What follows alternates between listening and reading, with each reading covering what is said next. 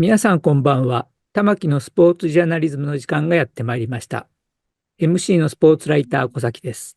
このチャンネルはスポーツ文化評論家玉木正之が送る既存メディアとは異なる視点でスポーツの真の問題点を取り上げ考える番組です。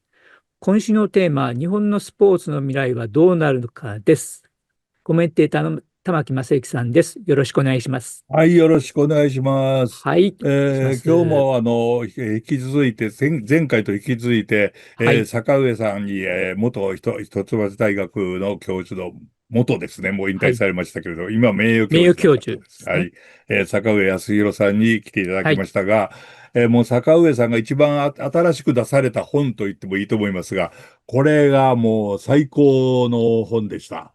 映像文化論の教科書。という本で、実はこれは、坂上さんがまとめられた、編集された本で、そうです。これは、一橋大学での講演録と言ってもいいんでしょうね。鬼丸正明さんという先生が、講義をされた講義録としてまとめられてるんですね。で、映像と、これとにかくで最初見てびっくりしたのは、映画とは何か、映像とは何かっていうことから始まってるんですが、一言で、言って、映像というのは最初はびっくりハウスであったという、この一うん。言でもう私はぶちのめされてしまったっていうような、感じがありました。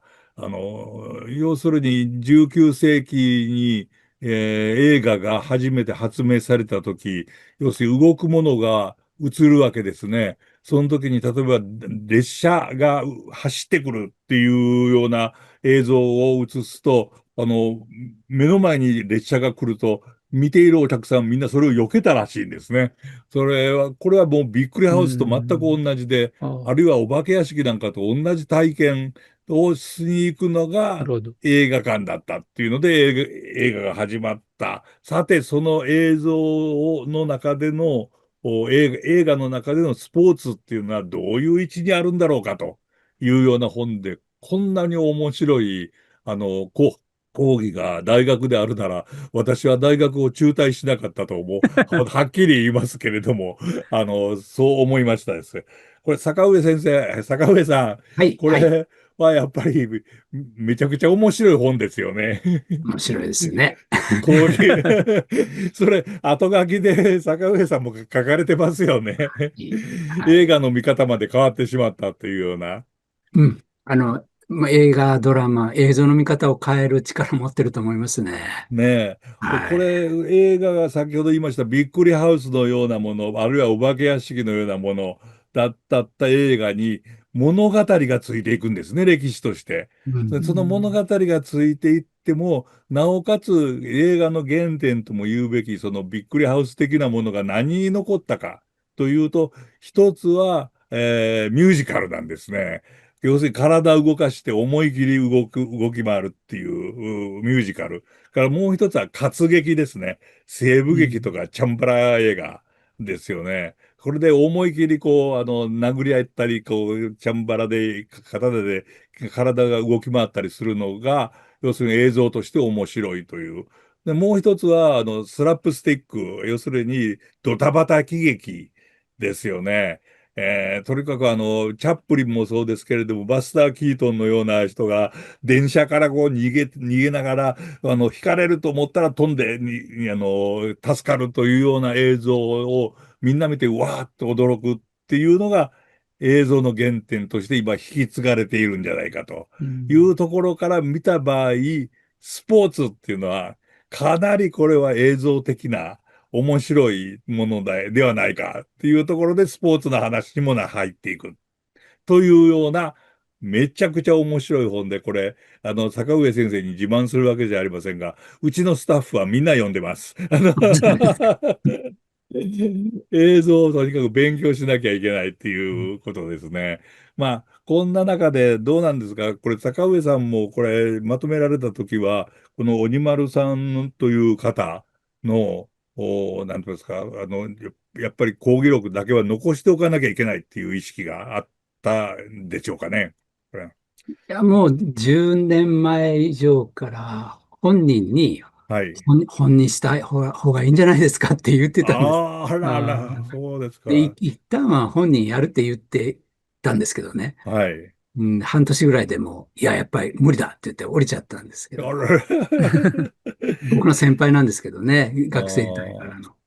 で、学生そう。の人気はい。がすごかったんですよ。ああ、やっぱりね。教室がいっぱいになって200人、300人がもう入れないぐらいになって。はい、うだから、わこれは絶対面白いし、25年かけてやってきましたからね、この授業。そう蓄ですね。積もすごいし、もう絶対面白いものになるし、と思っなるたんですが、ほどね。なかなかダメで、で、そのうちにその、喉頭がんになって、そうですね。そうなはい、んですね。喉声頭がんで。帯を摘出して声が出なくなってはい。終わりかなと思ったら、それでもう人工音声、パソコンで、はい。でやると言い始めて、それではい。復帰したんですよね。だから、なるうん、ほどね。もう原稿が全部できてたわけです。あ、喋これはった。要するに人工音声で喋るためのそうです、原そうです。稿のようなものをまとめられたっていうことが全部あります。あったんです。ああ、そうですそれからか。映像も残ってたし、はい。コロナ禍になりましたので、はい。それを全部録画して配信したんですよ。授あ業、あ、はい映像はも残ってるんです、それい。も。はいはいはい。だから、この本がまとめられたんです。あ、なるほどね。で、この本で素晴らしいなと思うのは、本当それこそ映画の基本といいますか、出発点から始まって、それがどんどん広がっていって、映像の撮り方、物語の入れ方、それから映像の撮り方、例えばこうして私と、まあ、これはズームなんですけれども、映像で坂上さんと顔を合わせてますけれども、こう、人が二人いるときに映像で片一方を撮って、もう片一方を撮って、それをズームで引いていくのと寄っていくのとは、どういうふうに意味が違うかっていうことがきちんと書かれてるんですよね。こんなのをね、読んでしまうとね、例えば、ゴッドファーザーなんか改めて映画で見る場合に、あ、ここはこうしてるんだ。なるほど。だからここで引き込まれたんだと。だからここで俺の方が引いてしまったんだというのがよくわかる解説。これ、ものすごい分析ですよね、坂上さん。すごいですね。ねえ。だから、セリフだけじゃないっていうこそうそうとなんでそうそう。すね。うん。もうその映し方一つでもう、はい。読む、その見てる人の心を動かすような、はい。その映像が持ってる、もう撮り方一つでそうなってるっていうこと、初めて気づかされます。そうそうそう。それ、そうなん本当ですよ。多分ね、映画作ってる方なんかは、そういうのよく分かって作ってる方、まあ分かってない人も中にはいますけれども、いると思いますけれども、分かって作ってる方の映画っていうのはやっぱりそれがピタッとはまってますよね。なかなか。もうそれが、例えばその、スポーツの話で言うと、スポーツはい。中継にも使われていて、そうですね。うはい。んで、もうそれはね、ものすごく普通になってるんですよ、我々。あもう身に染みついていて、わざわざ、自然に、こういうもんだっていうふうに、受け止めてんだけども、この本の中で、鬼丸さんは、日本シリーズの、プはい。ロ野球の1ピッチャー。分間だけを見てみはい。ましょうと、このはい。シーンで、カットが何回あるかとはい。数えてみましょうっていうのなんですよね。うん。で、僕、授業でもこれ、学生に見せたときに、はい。数えたら10個のカットなんですね。切り替わっていおくんですね。1分1間で。分間で。はい。6秒ぐらいですよ。5、6一つについて。秒で、ピッチうん。ャー移して、キャッチャー移して、監映して。督移して、観客移してって、こういうふうに、はいはい。たった5、6秒で切り替わっていくんですよ。もはいはい。のすごい編集をしてるわけですうーよ。秒刻ん。みの。うん。やってるんです。うそれで、ん。こっから、ピッチャーから誰を移すかで、監督に行くか、監督の表情を移うん。すかで、こう見るもののそれでストーリーもできていくじゃないですか。はいはいはいはいで、はい。実は。うん。その、なんていうかな、もう作法みたいなのがものすごく定着してて、うで、ん。もうそれを我々に染み込んでて、はい。すごいこう普通にもう見てるんだけれども、うん。改めてこの読んで見てみると、そこんな緻密にできてる。う。うだからハん。リウッド映画並みなんですよ。5秒か6秒にカットが切り替わるっていうのは。ああ、なるほどその水ね。準なんですよね。はいはいはいはい。その時に本当、ピッチャーが映って、バッターが映った後に監督が映ったら、要するにその時にどういう作戦を考えてるのかとかっていうことを、我々がその想像しちゃいますか。もううね、ん。一つ一つをその分析するわけではないんですけれども、それは、なんて言いますか、投げかけられるっていうか、自然に体に入ってくるような、出ますね。というところですね。それで、まあ、そこで、そういう映像の作り方っていうものを解説された後で、スポーツ映画としての、ドキュメンタリー、レニ・リーフェンシュタールの民族の祭典と美の祭典というものを取り上げられて、ドキュメンタリーの、なんて言いますか、究極のものは、要するに、プロパガンダであるというようなことにつながっていって、果たして、レニ・リーフェンシュタール、要するにベルリンオリンピックですね、ナチオリンピックと言われたものですね。これは一体どういうプロパガンダがあるのかっていうことを書かれている。これもまた面白くって、それを踏まえた上で、市川崑さんが、東京オリンピックという映画で、一体何をやろうとしていたのかっていうことを分析されておられる。このあたりはやっぱりどうなんでしょうね。これ面白いなと思ったのは、私実はレニー・リーフェンシュタールとも、市川さんともお会いして喋ったことはあるんですけれども、はっきり言いますと、お二人ともスポーツあまり好きじゃない方なんですよね。で、あまり詳しくない方なんですよね。ほんで、うん。でも、なんて言いますか、人間の営みとしてのスポーツを非常によく分析されているっていうのが、現れているのが、この映像分析から逆にわかるっていう。そういう、この鬼丸先生の解説を読んで、初めてまた理解していったと。だから、すいません、私ばっかりやってまして。東京オリンピックの映画と、フィールド・オブ・ドリームスの映画の共通点というようなことをね、こう書かれたときに、ああ、なるほどと。なるほど。要するにドラマをこんな風に入れてるんだっていうことが分かったっていうような感じがしました。まあ、そういう意味でもスポーツを映像で撮るっていうのは、これから逆に映像で見るっていうことが多くなってるわけですから、この本、これ、絶対読んでほしいですね。スポーツと映像好きな方には。という私は思いましたけども、どうですか、坂部さん。いや、僕もだから一番勉強になりました。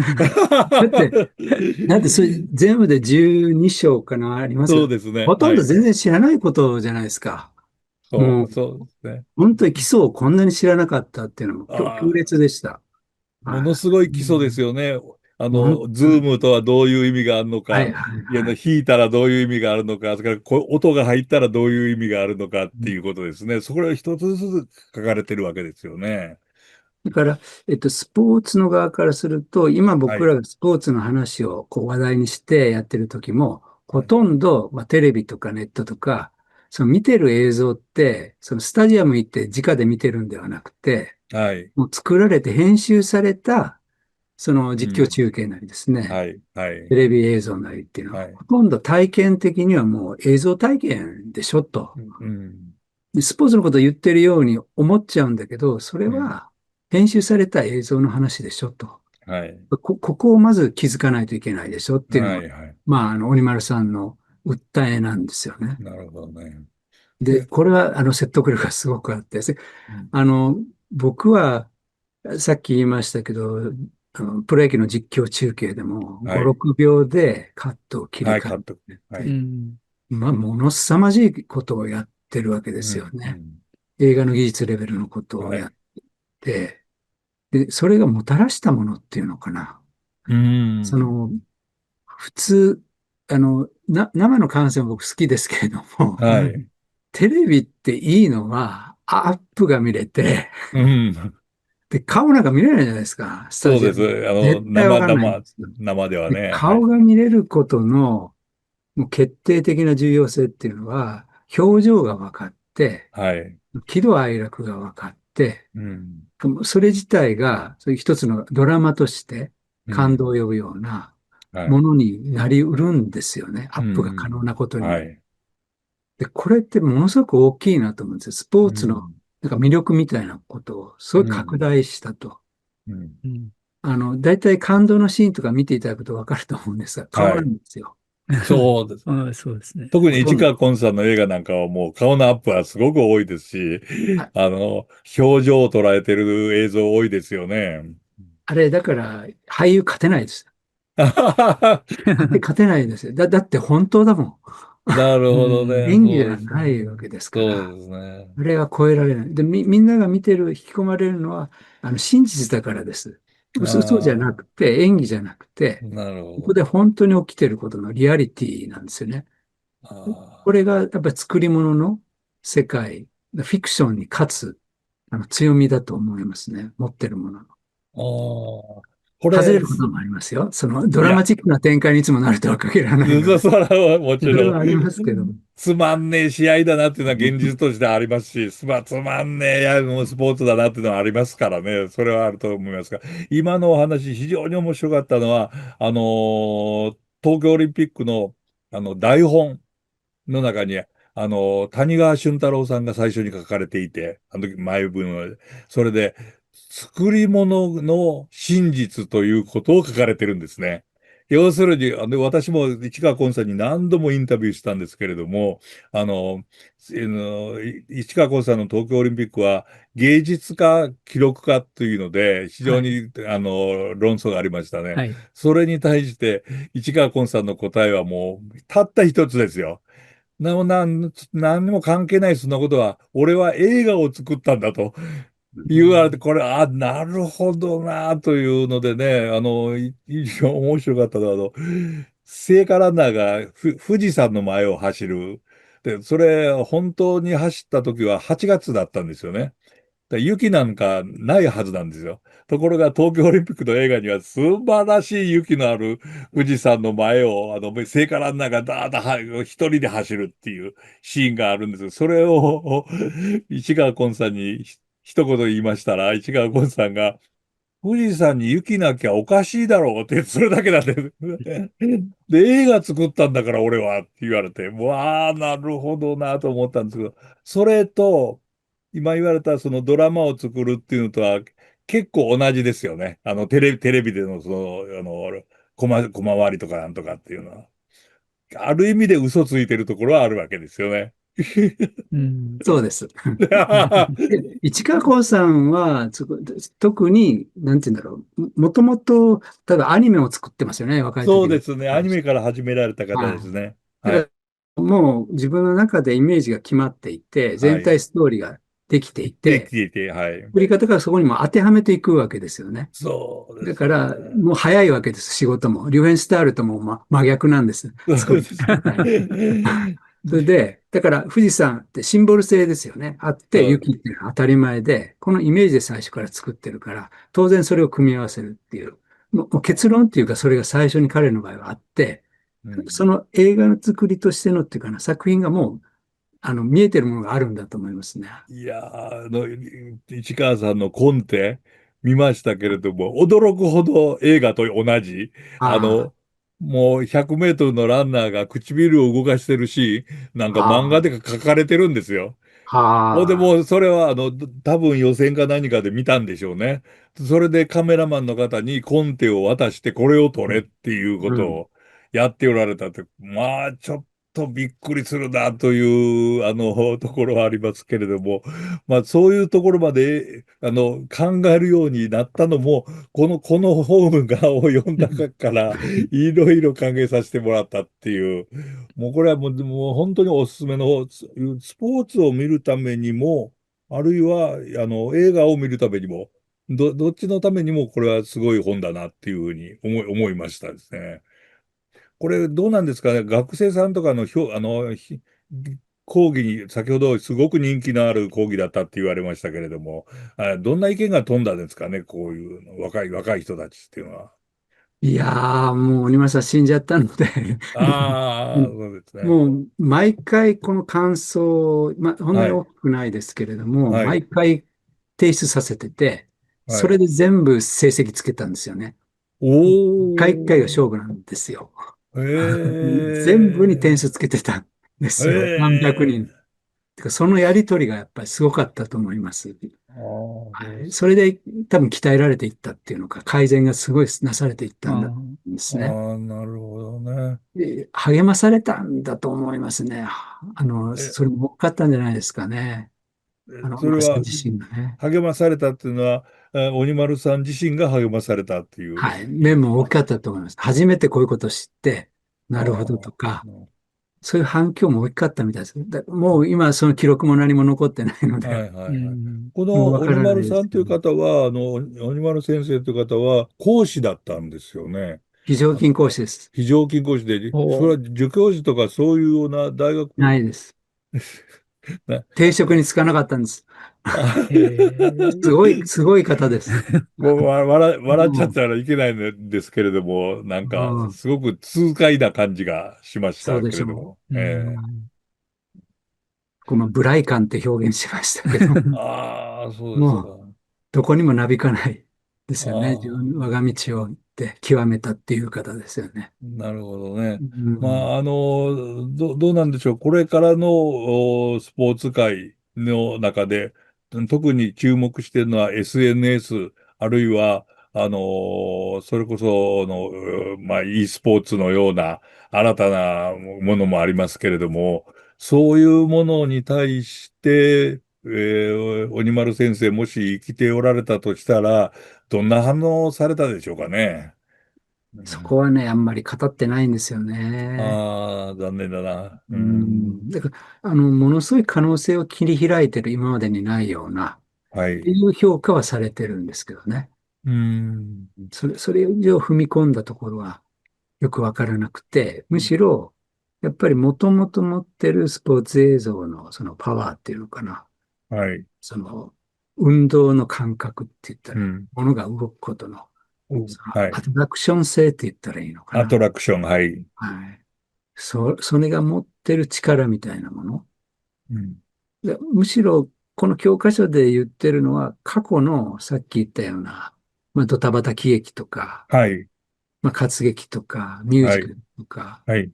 そこにも葛藤はあったんだけど、そこが築いた到達点っていうのかな。はい。それは決して低くはないくて、おー。すごいヒントの宝庫だっていう、うそういう言ん。い方はされてますよね。ああ、なるほどね。むしろそこを、もう一回振り返るべきだっていう、だから強調点はなんかそっちにある感じがしてうて、ん。だから本人に聞いてみないとわかんないんだけども、はい。今いろいろ SNS とかこう現れて、新しいメディア現れてるけど、うん。はい。過去 AI との、かもそうですはいはい、よね。到はい。達点を超えてない、うん。後退視点ではないかっていうう、ん。なんか結構そういう見方あをしあ。てたのかなっていうふうにもうん。ちょっと思ったりします。もう、で、もう少しこう、わかりやすくというか、引きになって例えば、くれる。はい。例えば、日本のチャンバラ映画があるんです。はい、はい、はい。いうところで。で、戦前ですね、1937年のはい。血煙高田馬場っていう映画があっああ、はて、い。坂東妻三郎が主演翼ブル、はい。なんですけどうん。も、18人切りっていうのをやるんです。おー、これは、著作権の関係で、この本の中に、はい。その、写真を入れられなかったんですけど、ああ、そうですか。僕が最もはい。悔しかったところがそこなんです。ああ、そう、これはい。全部、スマップショットで全部編集したんですが、それだええ、けは諦めたんですが、あのシーンはもう二度と撮れないと思うんですね。ああ、そのリアリティです。今のチャンバラは全部型にはまってるんですよ。はい、はこう切い。られて、うーって切られて倒れはい、るとか。はい。バンツマの主人公ははい。超越してるんです。うん。う異次ん。元の動きを示していて、あなぜあれがあ、でき、大げさなシーンで歌舞伎役者風だなっていうのも、そういう見方もできるんだけどはい、も、はい、はい。だけど、片方で、あれはスポーツの動きだっていう評論家もいて、おー、西洋スポーツを入れて、はい。えっと、走ったりもしてるんはい、です。はい、はい。うん、西洋風な、日本人になかった新しい、そういう西洋風の動きを入れたっていう評価もしてるんですが、なるほど。いや、僕は、もしリアリティに、うん。このですね、18人をうん。本当にはい、生涯はい。切るとしたら、はい。最も合理的でリアルな動きはこれだろうというのは僕の評価なんです。ああ、なるほど。ああ。だって18人切ったやつなんかいないですからね。まあまあまあ、そう、はい、はい。戦国時代ですら本当に戦場で刀使ってないですかあら、あ、はい、はい、はい、はい。想像の世界でしかないんはいね。だけども、それほうん。どのリアリティがあるうん。ものなんですよ。そう、刀でそんなにたくさん、刃そう、こぼれせずに切れるわけがないと、まあ、けれ二人ぐども、らいまでしか切れないっていう、それで。だけど、あれは本う当に切れるっていうのを演じてるっていう感じがします。演じてるっていうことです。体の動きそのものもですね。そでそうの、いう類のものが戦前チャンバラ映画でもいくつかやっぱりあって、ああ、あの水準って言ったらいいのかな。気づなるいて、ほどね。あれを超えてないと言われれば、うん、あ、それはそうだろうなっていうふうにはなるほ納得するとど。ころありますね。うん。その、アクションとアトラクティブというか、その身体性というものが一方にある中で、さて、今、e スポーツっていうのが生まれてきましたですね。これは、映像にはならないですよね、はっきり言いますと。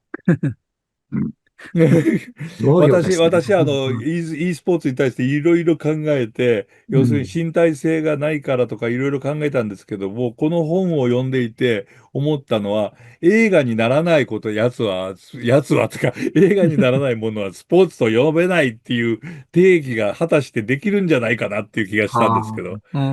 ういかん。がでしょうか？ うん、僕は e スポーツやったことないからわからないんですけれども、どう言ったらいいかな。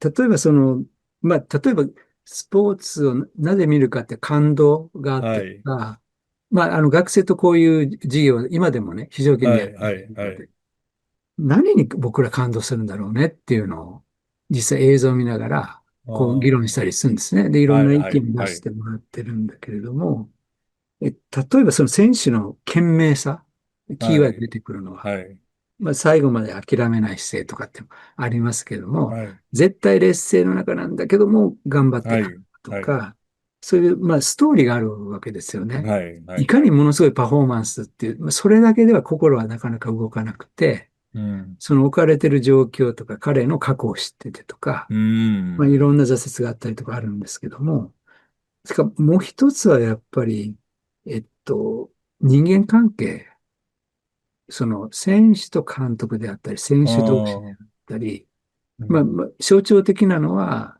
サッカーでゴールを決めた瞬間に、ベンチに走っていって抱き合はい、う。はい、はい、はい。やっぱりそうれん、が感動するんですようね。ん、なるほど。うスん、ポーツってやっぱりそういう絆っていうかな、うん、関係の中でこうやってるものであって、うん、そういうものがすごい、スポーツってストレートに出るんだと思うんですうん。ね。あ人間関係、あ、喜怒哀楽ですよはい、ね。喜怒哀楽、はい。うん。はい。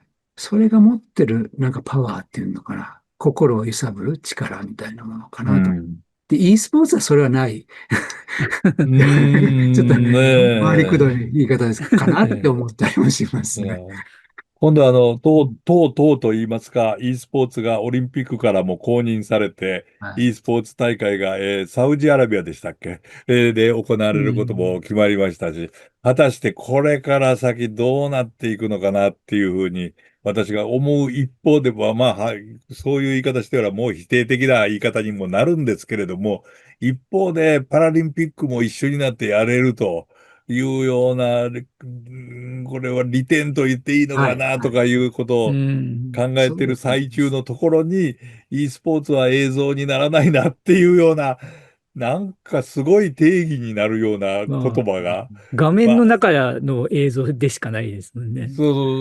画面の中ってあれは、要するに、バーチャルでしょ？バーチャルですもんね。要するにリアルじゃないっうていうん。ね。そうしリアルに たら、の選手を映しててもあまり面白くはないですよ面ね。白くないよね、選手。で、勝って喜んで味う方同ん。士で抱き合ったのを見ても、どうかな？あのリアリティっていうのは、その操作してる人間の技術の高さなり、そこのリアリティですよね。うん。うん。そうですね。それが、うん。例えば、ハンディを持ってる人であってえも、えっと、あ女性であっても、男性であっうてもとか、そん。れらの突破して、そこのだけの勝負できるっていう一点の、うん。それそれと、はあるとは思うんですけども。映像にするときは指のアップにしましょうか。ああ、すごい指だなっていう。うん、まあ、この話また、いずれまた別の高い時にでも、詳しく、したいと思います。坂上さん、2回にわたって出ていただきまして、本当にありがとうございました。大変楽しい話を、いっぱい聞かせていただきました。これに懲りずにまた、よろしくお願いします。また出てください。はい。こちらこそありがとうございまありす。がとうございました。